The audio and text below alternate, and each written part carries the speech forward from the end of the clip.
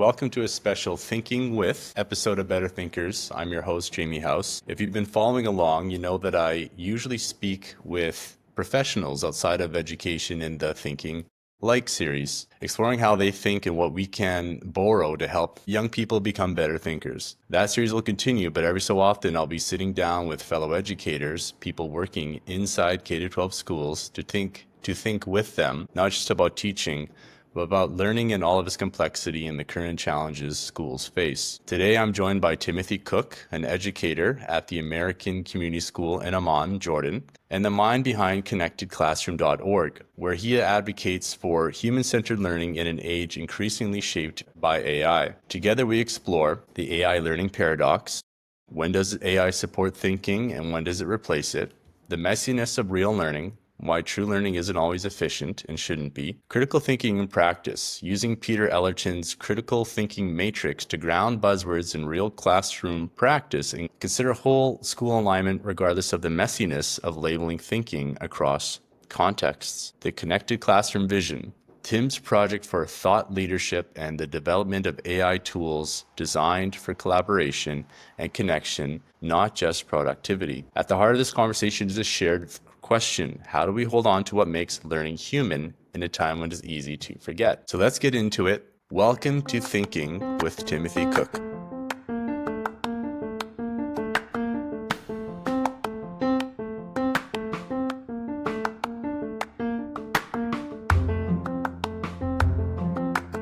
Good morning, Tim. Welcome to Better Thinkers. Well, let's get right into it. Why don't you tell me about yourself and what are you up to right now? So I guess the reason I'm talking with you is I've been exploring a lot recently about AI in education and specifically the implications that frequent AI usage has on student critical thinking or other like important transferable skills. So I got into this, like I went down this path. I actually had never used AI until January of this year. And everyone had been talking about it and everyone was using something called ChatGPT at the time to try and help make lesson plans and all this stuff. So I thought, all right, I'll give it a try in January. The first tool I ever used was ChatGPT. I was using it for some education related stuff. I think maybe I tried to have it make a scope and sequence of something in science. I forget exactly what it was. But I recall over the times I was using it, I wasn't really getting what I needed from it. Like a lot of the stuff was wrong. A lot of the sources were from like Teachers Pay Teachers or Reddit. And I was a little bit concerned about like the validity of how the information was presented. It was presented very confidently though, right? So myself and I observed like amongst staff members who were also using AI to help with their tasks, like their administrative tasks at school, that often we were spending a significant portion of time editing the responses from AI. So we weren't really saving any time, right? It was like trying to get like our input into the system was trying to get something created or something done for us, but it wasn't exactly what we wanted. So we spent a lot of time editing it. And it made me not really trust AI, but it really sparked my curiosity and it sent me down a rabbit hole. And then in April, I came across a study, which was a bold study released by Anthropic. And Anthropic is the company that creates Claude or Sonnet. It's a really good AI tool. It's the one I use the most. And this was a bold study released by an AI company that showed how university students were using their model in university, a million students, and it analyzed how they were using it. 70% of the usage through Anthropic's model in college was for replacing higher order thinking skills. And it was most prevalent in the STEM fields where people would just jump right to creation without going through the process needed to stimulate their own learning and stimulate their own understanding of it. So that study was really what set me on this path to decide I was going to research this, try to spread the word, try to understand how AI systems worked better, and ultimately how it would or could affect this generation of learners that we're now teaching. Yeah, so it seems that in education, whether you're a teacher or a student, you have deadlines, you have to output a product at some point. the way you're explaining the AI usage there, it is about just streamlining that process, which of course will negate the usage of your brain, but yet you still have to use it to. You're still using it as representing your work, and so if anyone stops and looks at it, it just doesn't represent what they think, or it's not their learning, or they don't even understand what it's saying. They don't even know if it's hallucinated or not. As we say with AI, would it just make stuff up? So it seems we're in this kind of dichotomy of usage right now. It is that idea that we are. I think the quote I have is it should be a partner in learning, and it should not be a shortcut to avoid thinking. I think when I was listening to your last podcast on Castle Road, was it? Yeah. You were talking a bit about critical thinking. And so what do you think the relationship is between critical thinking and AI? And Yeah. for you, So what does authentic learning look like when these tools are so readily available? sometimes it can come across in my work that maybe I just hate AI, but I'm actually not an AI alarmist. I think it's a really useful tool. And especially like you brought up just now, how we as teachers, or if you're working for a company, there's a lot of busy work that needs to be done, right? And it's up to us to kind of determine like, well, what is automatable, right? What is mechanical enough to replace? What do I already have a good understanding of? Like you said, if I use AI and then you were to question me about what I had just written, and I didn't even know like enough about the subject or the topic or the email to even repeat it or talk about it, which has been shown is the case, then it didn't really serve its purpose for me or the other person. It was just a useless endeavor. So I was thinking about how to show this as like a story. Like when is it useful to use AI and when is it not? And I think ultimately it comes down to when you finally understand the value of something and it's mechanical enough to replace. So like for example, like we both have kids and my wife and I want to make sure that our child learns how to clean their room, right? Now, if you've never learned how to clean your room because every time it gets dirty, your parents just pick up the stuff for you, then you never understand the value of putting in the work to make your room clean and feeling the satisfaction of being in a nice space. So when you're an adult, you don't have that skill of being able to keep your apartment or your house clean, right? So if I don't know the value of that skill because someone's been doing it for me, my parents have been doing it for me my entire life, then if I have to take control and clean my room, I'm not going to want to do it or I'm not going to know how to do it. But let's say I did grow up cleaning my room, so I understand the value of it. I like a clean house. And I get to the point where I have kids and I have a job, and twice a week I hire someone to clean my room or clean the house. Well, now I'm outsourcing that labor, right? It's just mechanical labor. I'm outsourcing that labor. But because I know how to do it and because I understand the value of it, because I've struggled and I've practiced it over and over, that now I'm outsourcing that labor, but it's fine because it's a mechanical thing. I know that I value my house being cleaned. Does that make sense when you would use AI and when you wouldn't? I think so. What pops up for me is the idea that thinking could be the same. If you've ever had to write a philosophy paper, just say it's probably the most detailed because you're digging into refining concepts that are unrefined, and you're digging into something that is assumed, and it's really messy, and it's a long process of coming up with an argument that ultimately is not that perfect either, yet it's kind of laid out the landscape for you as well. So I guess if I'm trying to make the analogy, it's with cleaning your room, the idea is you're not going to do it perfectly either, but you understand the value of it. You can't do it all the time. So if you can have someone do it for you, like a nanny or a housekeeper, then sure. But the disposition of you being responsible for that and picking up after yourself and the habits or the values of it, as you're saying, and attending to the mess that you've made, there is some value in that. And it can be automated sometimes, but if there's something meaningful about it, I suppose, then you can dig into it yourself and you have the skills to do it yourself. So if we're applying it to actual critical thinking, and that can be defined in so many different ways, right?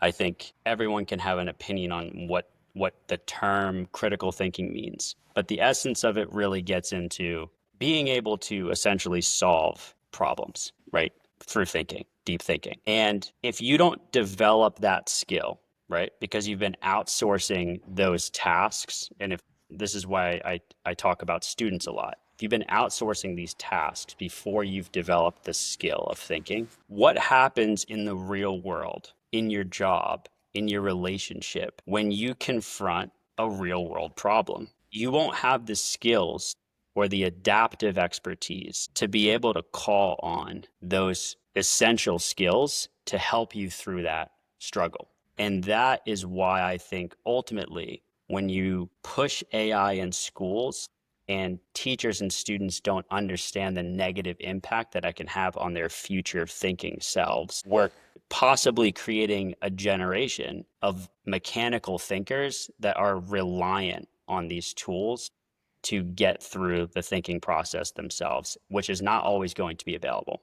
So I think that's where I come from as an educator, with thinking about how we really need to approach this from a student first perspective and not a efficiency perspective, which is what tech companies are selling, right? Increased efficiency. But learning is a human endeavor. So I think we should approach it as a human first, or human centric. I'm right with you, but what's also popping up for me, if you look at our social media ecosystem that we're all in right now, and what I still think we prioritize in schools is a lot of standard-based learning. I mean, I've been in the PYP a long time. I remember the 2010s, it was pretty loose about, you could just Google it and it wasn't very structured. But then in my previous school and even the school I'm at now, there's more of a shift to being beholden to standards in a way. And I think we navigate that space somewhat okay in international schools. But if you look at schools in the US and in Canada, I'm from Canada, you're from the US, right? This push towards standards has, to me, in a sense, been a very mechanical way of education as well, making sure that there's a certain bottom line or a certain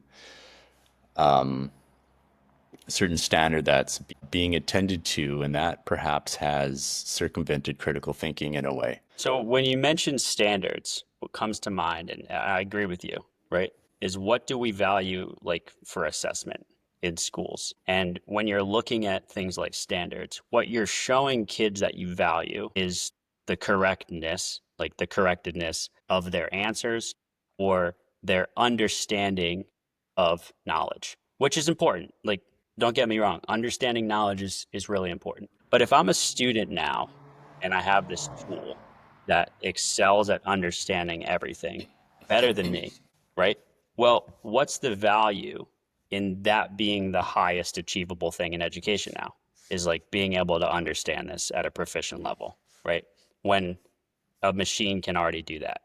I can give like an example of this. I don't know if you've heard about this, but like I now can just get 100% on the bar, the law exam, every time it takes it, right? This used to be a metric of intelligence, is being able to pass the bar meant that you could become a lawyer. And I was, when I read this, I was thinking about like, but same with oncology, right? AI can pass the MCAT, they can pass all these medical exams. So does that mean that lawyers and doctors don't have any value? That's not true. They have an immense value, but the value that they brought was never about their understanding of that content. It was about their ability to communicate, to persuade, adapt from an oncologist perspective, to adapt to the client's needs, right? It's a process of communication. It's a process of thinking. It's a process of collaboration. And the reason that those people bring value is not because they passed that exam. And the reason that kids could bring value to a classroom is not because they understand a standard, right? So if that's what we value as an education system, then why wouldn't kids cheat? I think we're similar generation, but did you remember Spark Notes? Did they have that? Yeah, yes, Remember absolutely. that? So Yeah. basically, I Yeah. remember in high school, basically what it was is, you had these novels that everyone had to read in high school.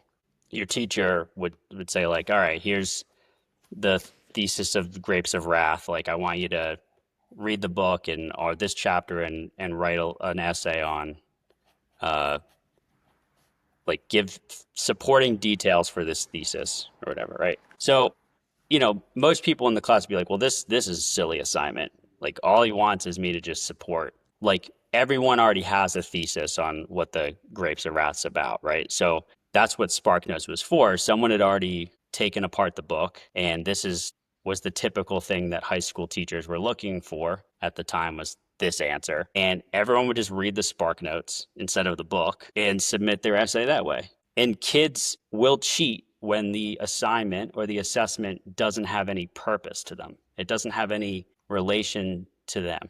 Like you can't blame a kid for cheating on something that offers no value to them. So when you bring up standards-based assessments or the way we traditionally view like metrics of learning, I think that needs to change entirely. I think we need to be viewing learning through the lens of like competencies or skills that are transferable to whatever the future holds, which we don't know yet, right? That's more valuable than understanding now. Because you can learn, I mean, I've learned so much from using AI. Like it's a great tool to learn from. It's a great tool to build your understanding from, but it's not a great tool to apply that knowledge to reality. You still have to know how to do that. I think we mistake standards. They should be guideposts. I would say we should be standards informed, especially in elementary where we are generalist and we have to dive into math, science, literacy. We're not all English teachers. We're not all math teachers. We don't have advanced degrees in science. And so I think what we mistake is that we just teach to the standard. But it's part of an ecosystem we're in. I mean, we do map testing at any school I've been in the last last three schools, school I'm in now and the school I was in previously. As much as we said map testing didn't bear much weight, it was just one data point, it bared a lot of weight and is the most basic way of assessing knowledge. But it is just in multiple choice A, B, C, and D. Yes. But it's a very seductive data point because they have these graphs and these percentiles, and it tells you what your projections are, what you should meet at the end of the year. And so I think what we struggle with in schools is validating what we do to the outside, to the parents, to the university pipeline. And we have to show that we have these results. And so we're very beholden to them. So back to the Grapes of Wrath idea or any novel, it's like you're telling these kids, we want your ideas about this book. So you're going to read this book and we're going to share it with each other. That's what the message should be. But it's like, you're going to write a 3-paragraph essay and I'm going to likely give you a grade on this. And it's just like, yeah, I'm going to give you a grade on what is the correct answer that we learned in class, right? Maybe someone has an entirely different interpretation of that book. Maybe someone thought it was really boring and this is why. Like it has to be a dialogue. And I think what's difficult when you bring up map testing and why it's such a good data point to have, even though really it only assesses like lower order thinking skills. That's all it does. Is when you have a test like that, like it's so easy to get the data and show the data. But when you talk about competencies or skills, like we're talking about now with critical thinking or communicating, right, an idea, that's very hard to quote unquote assess. That's a difficult metric to show data of, right?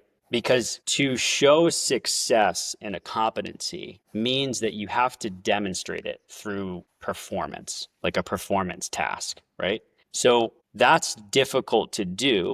It's difficult to teach. It's difficult to have, if you have a grade level of 4 different teachers all teaching 4th grade, right? It's easy to collect data on the same metric, but it's harder to collect data on something like critical thinking because everyone might teach it differently. And we as teachers also have to develop the capacity to teach it. And it's not an easy thing to do.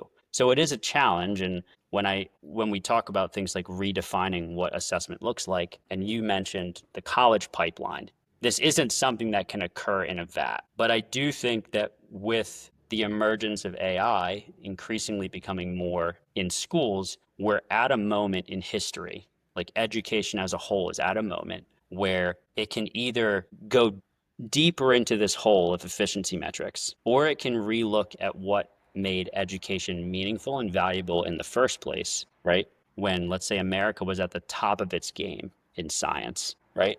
That was human-centered learning. We're talking about developing people that have strong ethical and moral direction and values, that can solve problems, that have empathy, that can communicate. That's what education needs to be about.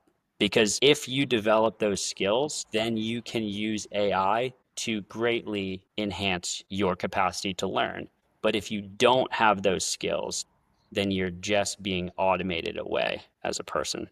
And so I think we're at a moment where collectively, as educators, we need to start standing up to like being a part of this process of Yeah, or redefining education to look like. even I'd say even being automated away as an institution, right? I think the uphill battle for us is that we've been so inundated with training about how to be better instructional practitioners that we've lost the kind of bigger meaning and purpose of education. And I don't know what the instructional model is for critical thinking or for assessing critical thinking, but it's going to be messy. And it's our inclination to want something that's so neatly typed and you could do a little workshop on the weekend.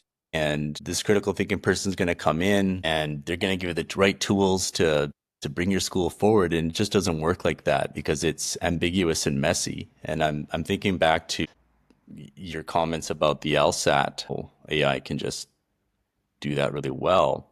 I interviewed a lawyer, a finance lawyer, about this. Can AI do her job? And she says no, because I have to take the law, I have to look at policies in the finance world, and there's a lot of gray area. And AI can't be original enough or creative enough or critical enough to understand the kind of like the social nuance of that, the messiness of that. And so there are two people on opposite sides of the table, or two teams on opposite sides of the tables that are arguing over whether this policy or this law applies in this whatever financial situation that is being contested for their client. And so essentially, I guess, Tim, how do we create these conditions authentically? Like, how do we? I love the word. You just said messy, right? It's messy. And what comes to my mind is I like the word messy better than the word I use, but what comes to my mind is struggle, right? And I think either with messiness or struggle in learning, you have to persist through the messiness or the struggle to reach your goal. And that is what causes that's what gives you intrinsic satisfaction. It's what makes you love what you're doing. It's what gives you passion. It's what gives you meaning. So I'm thinking if I need to go to the store, let's say it's 2 miles away, okay? And I can hop on my bike. I can hop on my e-bike and just motor there, right? In a few minutes. I don't have to do any effort. The only thing I'm doing is steering the bike, but I'm not powering it at all. Or I get on my bike and I have to pedal there myself and I have to put in the work while I'm also controlling it. When you pedal the bike over and over again, your legs get stronger because you're using them, right?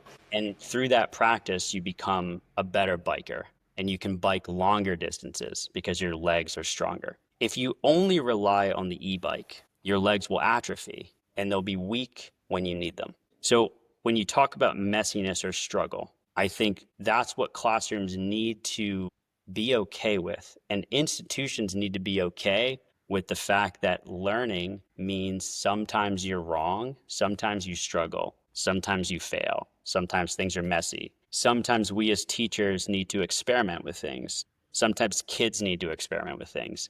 And it's all part of the learning process. And this is how we develop those skills. This is how we develop those competencies we were talking about that are transferable to what you just saying about the finance lawyer, right? It's not about her knowing what the law is. It's about interpreting the law, looking for the gray areas, looking for the loopholes, right?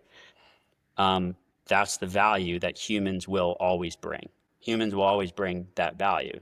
And that's what we should be teaching. So I want to try something. I'm going to throw out a few critical thinking words, and I'm wondering what examples pop up for you. Sure. You up for it? Okay. Yeah, let's do it.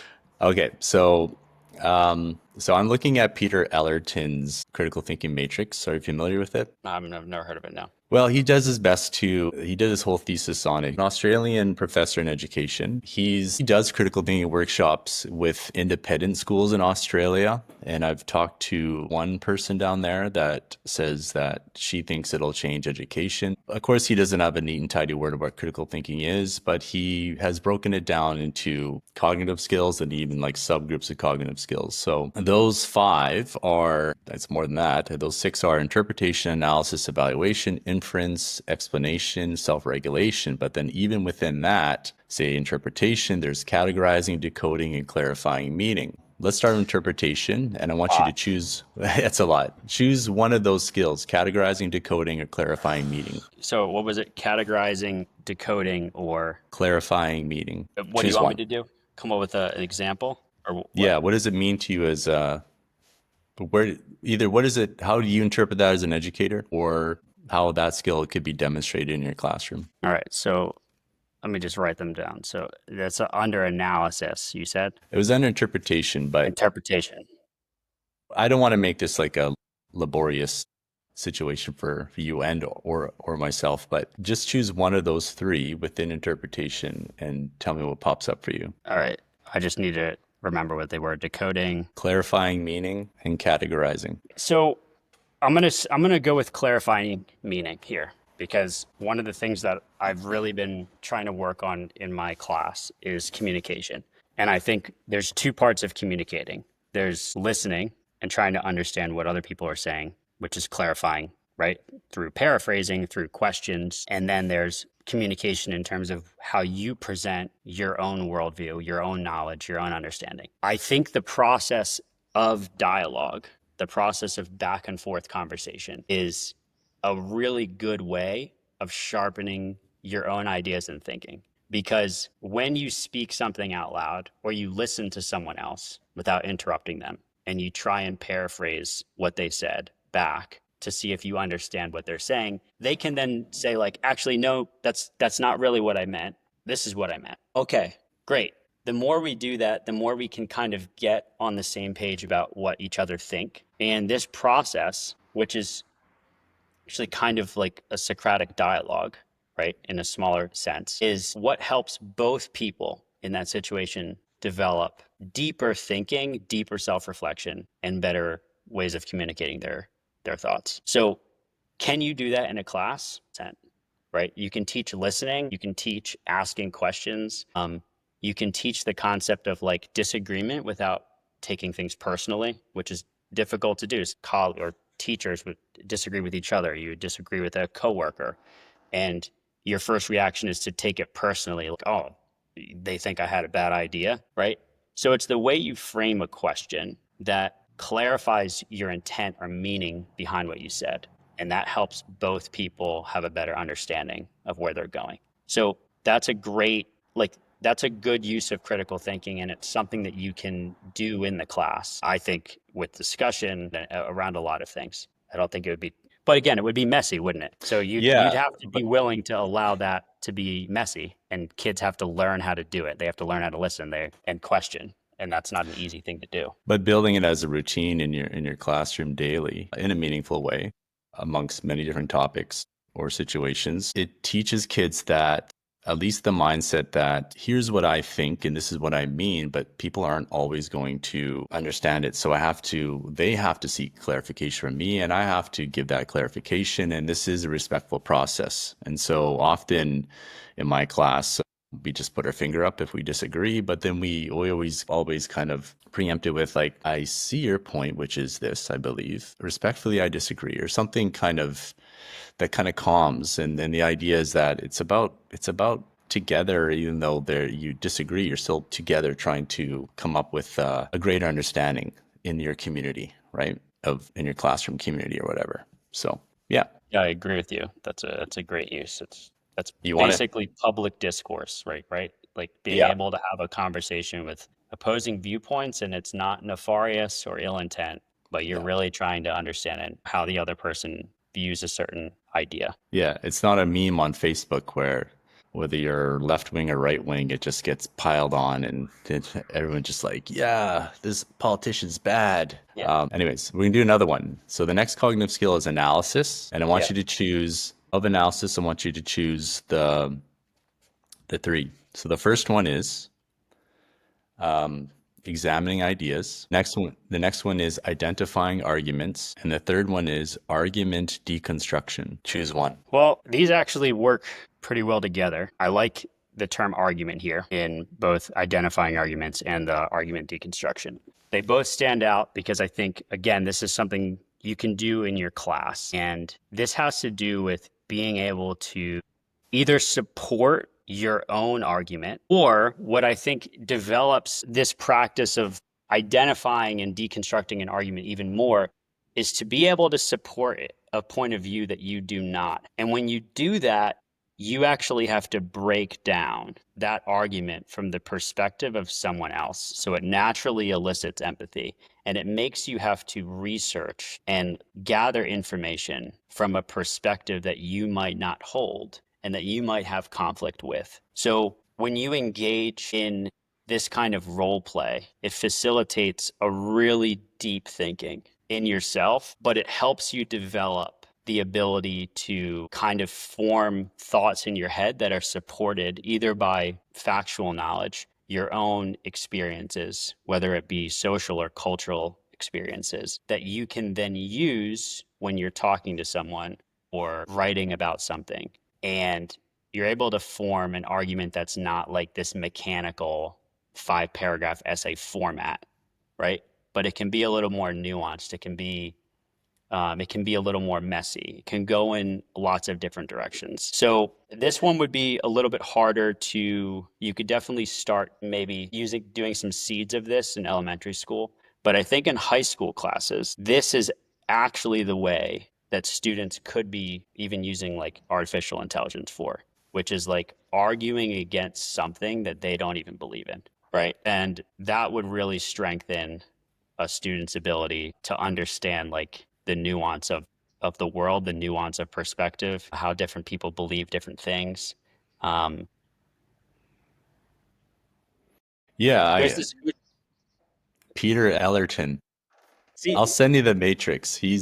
I mean, I'm reading I started reading his thesis a while ago, then I fell off of it, but I want to get into it. But yeah, I mean, right now what you're doing, this is like a fun game you can play in the class. I've had no preparation for any of this. Yeah. So you're So putting me on the spot and I have to call on my own expertise and experience to try and answer these questions, which are not easy. So it's messy, and I'm probably not saying it the best way I could if I had time to think about it. But that's fine because I'm developing the idea and it's giving me something to think about.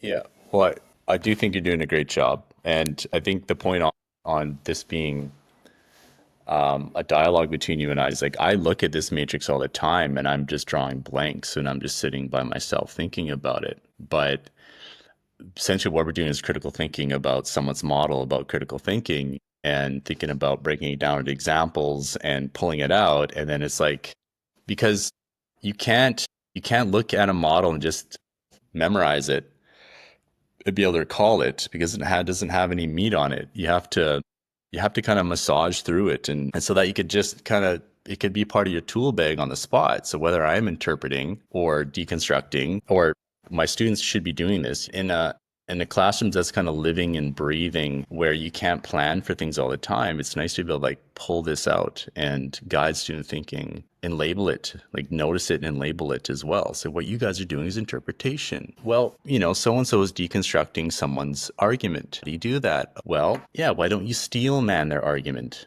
is I think what you're talking about is like, well, how could their argument, which you disagree with, be made stronger? Well, if they had this evidence, or to justify their claim, or if they said it this way, or from the perspective of this person in the situation, then I think they might have a point. It just teaching, again, it's really messy, but for it to be meaningful, you have to kind of do it on the fly with students, I think, right? I mean, Yeah, so what does that look like in a school where you as a teacher want to experiment with what we just did, right? And it's going to be messy work. And I would say the likelihood of me trying this in a classroom of 9-year-olds, it would not go perfectly. And it might take several days. It might take several months of reinforcement. And I may not even be able to get a specific data point on it. If I'm a school administrator, how do I justify or promote this idea that, part of learning is when I say learning is messy, because people will say things like this, but maybe it doesn't actually have a lot of follow through. I think learning is messy. Well, what does that look like in the classroom, and what do I allow as an administrator? How do we talk to parents about this process? It's all very complicated, right? And that's why ultimately what ends up happening a lot is what we said earlier, is it resorts to, well, we have these standards and these are kind of the metrics that professionals have looked at as like, this is what kids need to know. They need to know this, right? But deconstructing an argument is not a standard in elementary school. Maybe it is in high school, I don't know. So do I have place and time to do that in the class? And if I decide to, it has value. As we've just talked about, it has immense value for developing the whole child, developing the student's ability to think about things deeper. But it might not be directly reflected in their data metric that you have to collect on. So I think this is a hard thing to navigate as a teacher, and it's not easy. Yeah, again, like there's no patch you can put on top of what you're currently doing. It's what I would call an operational inefficiency. I think to embed into the culture of your school, to your point, you have to look at what it looks like at a grade 12 level in TOK, chemistry, whatever, and then strip that down to, because I teach 10-year-olds, you teach 9-year-olds, there has to be some kind of an alignment at a school-wide approach. But I think within certain grade levels, I was on a team of 3 this year. I'll be on team 2 next year. At my old school in Kaust, we were on a team of 8 plus coaches, and there's a whole managerial structure in place there. I think we take artifacts from our classroom, which could be written essays, or it could be just a situation during morning meeting or whatever. And you take that and you use something like, say, this critical thinking matrix, and you just go through it. Like, how would you elevate these types of skills according to this model? And perhaps by doing that, in your grade level meetings, whatever, in-house workshops, eventually kind of like you slowly kind of fizzle it up a bit in the school. But still the question of making that measurable, or making that explicit to the stakeholder, the board of directors, the parents, that's still a challenge. But if they can be a part of that process as well, then I think you get the buy-in. But it's messy. Yeah, it's never clean cut. Yeah, critical thinking is a nebulous term. You can only understand it when you see it authentically, I think. Yeah, I agree. I'm gonna shift into a bit more of your work. So can you explain, what are you building through Connected Classroom, and what, I think you've been touching on it, but what drives your work? What's driving this Connected Classroom platform? Connected Classroom, I mean, it's in the name. My goal is to elevate teachers, right? And good teaching, so that we're not scared to try this in our classrooms. And it's almost a counter to AI, because the point of Connected Classroom is I want to humanize. I want to go back to, like, what's good teaching, right? Quote unquote, what's good teaching? And it's taken so many iterations, right? But you can talk about inquiry-based learning, right? Project-based learning, service learning. I mean, it's taken so many iterations, like what's good teaching. But all of these things have to do with real-world applicability and performance, right? Actually applying your skills and knowledge to something tangible and meaningful. So there's 2 parts of Connected Classroom. One is I developed some AI tools, right? And I used DeepSeek to help with a lot of the coding behind these applications, right? Because I'm not a coder, but I am an educator, and I am looking through these applications as trying to make teachers better, right? By connecting them with authentic experiences. So for example, one of the ones is Crosslink. And many a time maybe not so much in elementary school, but in high school, everything's broken up into single subjects. And even in elementary school, things are often taught in single subjects, even though we're generalists. And what Crosslink does is it helps input objectives from 3 different disciplines and create like a synthesis through AI. AI helps with that synthesis, but it's trained on peer-reviewed research, so it's not making it up. It's trained on research about cross synthesis and interdisciplinary learning. So it's helping create it through that lens. It will create a unit in which you and the PE teacher and the science teacher can all collaborate on something together, or at least see how you could use the same kinds of words in your class, right? Like maybe in science, if we're learning about force and motion, maybe those are terms the PE teacher starts using in their class when they're talking about basketball. And this way, students aren't learning in isolation, but they're learning or they're applying things to different disciplines or different subjects. So the point of that is that a lot of AI tools that I was using or experimenting with, right? Whether it's just a regular old large language model or like Magic School, which breaks everything up into different things. None of these tools actually connect you with other people, right? They're all done in isolation. So I was trying to develop something that uses AI that helps you connect. And the other one, like Real Connections, is also in it. It works based on geography, where you put in your learning objectives, and it will search your city and come up with companies, nonprofit organizations, etc., that you could connect with, and gives a type of assessment or summative assessment that's performance based, that's active, that has students have a call to action and do something, and gives you the option of maybe working with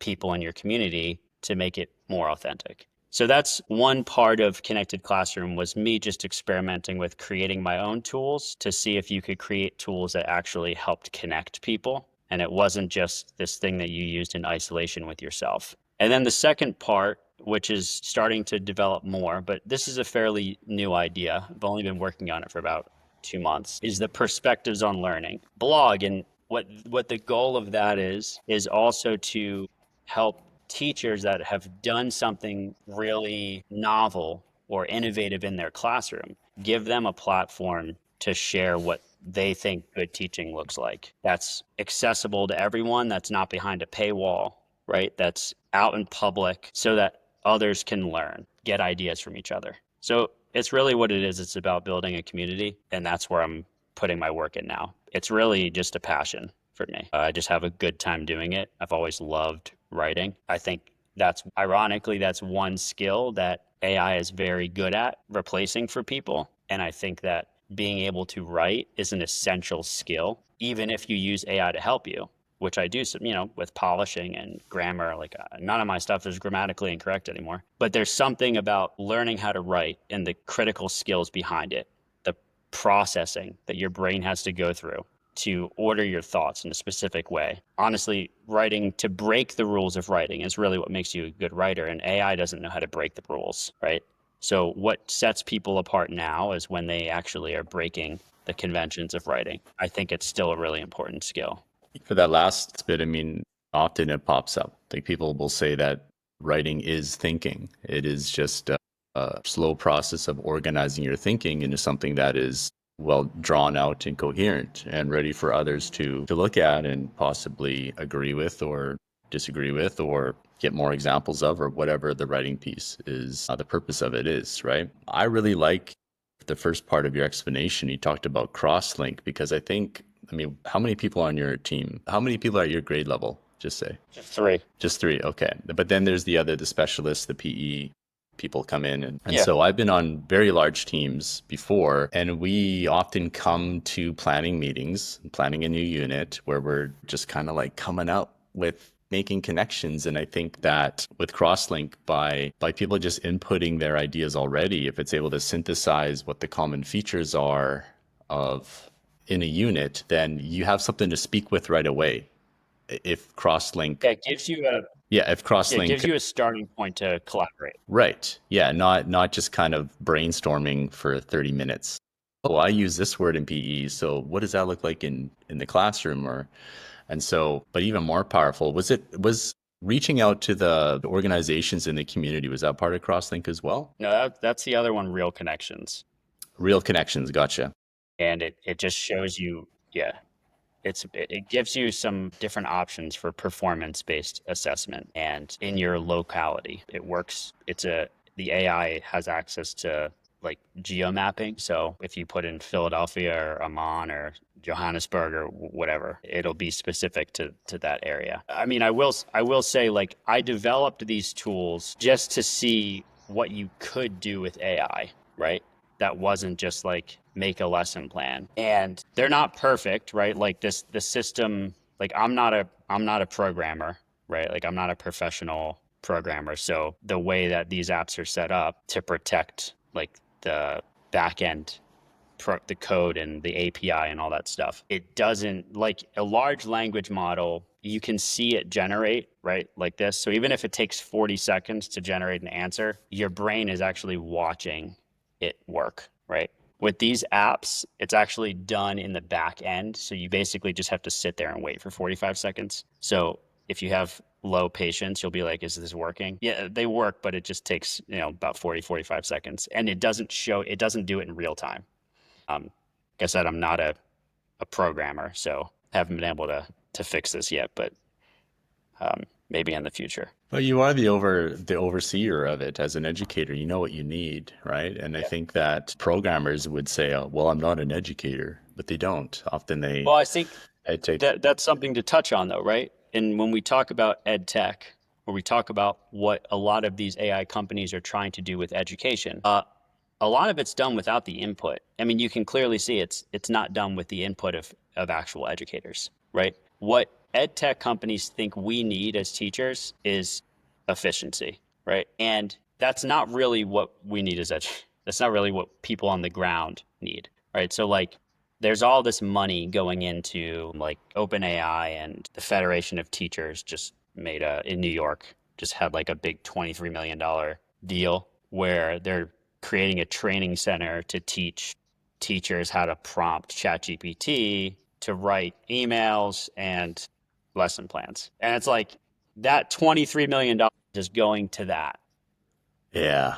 And that's obviously not, I would consider that not meaningful use of professional development funds. I think you could be doing better things with that money that would help teachers become better teachers, not just learn how to prompt ChatGPT for lesson plans, right? So we as educators need to be involved in the process of how these tools are used and laid out in the classrooms, and that how the tools look sophisticated, they look fancy, they act kind of as like a ventriloquist of some of these higher order thinking skills sometimes, where it's posing as, oh, look at this high level of engagement that the student is having with this chatbot. But in reality, it's not really a tangible skill that students can transfer outside of this neat little box of interacting with an artificial intelligence. So we as schools and educators and institutions need to be careful and skeptical about how these tools are rolled out in the classroom, and whether it's making learning better or it's tricking us and teaching students to kind of manipulate the system for correctedness. Yeah, I think we need to be more confident and push our way into the space more instead of just waiting around for tools to be offered to us. And I think part of that is because schools are so busy operating. Being an administrator you're always putting out fires. You're always I don't know. It's hard to get out of the what I would call the operational vortex of things, to be able to stand to the side and be confident enough to say, well, this looks great. Wow, what a display, but does it actually do this? We have to be clear about what we want our outcomes to be. And I think the front line of that is defining what critical thinking is, that higher order level, that higher order thinking that we want kids to demonstrate. And we have to be comfortable with that not being neat and tidy. We're kind of waiting around a lot, I feel. I don't know how to explain it. We are We're not, waiting for the solutions to come from the companies that are developing these tools. yeah, to the problem of education we haven't fully defined, I think. Yeah, because It's difficult to learn about how these tools work and function. And if you don't understand how AI works on the back end, what its primary use is, right, which is engagement, how it generates content, how you can use it to deepen your own thinking, it's difficult to really see where, like, at which step of the learning process does AI have value? And it does have value, right? It really does. But it has value in one step of the learning process. And the learning process is complicated. And ultimately, what we like to do in schools is assess the final product, right? But the process of it in itself is actually the important part of learning. And AI can be one part of that process, but not all of it. Yeah, I could do a lot of we're at about an hour now, Tim. So I'm wondering, I think we'll get towards the end of our discussion. I'm wondering, is there anything that we've discussed today that you want to expand on, or is there something else that you want to discuss that I haven't prompted? No, I really enjoyed this discussion.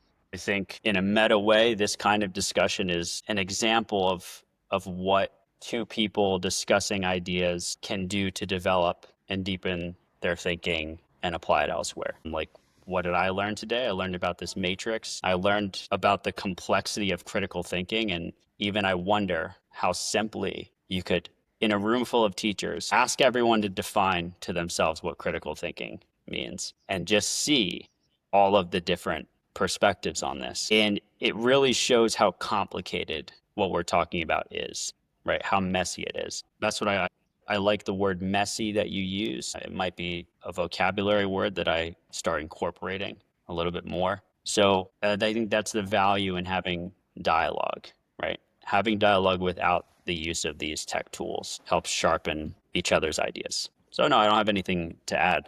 Even just the conversation, the collaboration you have, just sharing, two people sharing perspectives on something like that, it just shows that there's, I think what pops up for me, the value of this conversation is critical thinking can be very much tied to certain disciplines as well. Like, it's different in science than it does in English, in kindergarten. You know what I mean? Like, Yeah. but by sharing all these different perspectives in a school, and into the and in the community, again, your real connections idea, the app idea is, it's really like, I want to use that even if it's not fully formed yet. I think that so much comes up. You'll see commonalities in the messiness of the different people's perspectives on what critical thinking is. And I think if there's space to facilitate that, then we have something started for schools that are preserving something that goes beyond what AI can do, but that can be supported really well by AI. So like you, I am an optimist. I think AI used the right way can really push what is special about humans and maybe make us better thinkers, right? Yeah. So thanks for this conversation. I hope to talk again. And I will write something for your perspectives on learning. I just haven't decided what that'll be yet, but I think something out of this conversation will go into that. So thank you, Tim. Thanks a lot. All right, bye.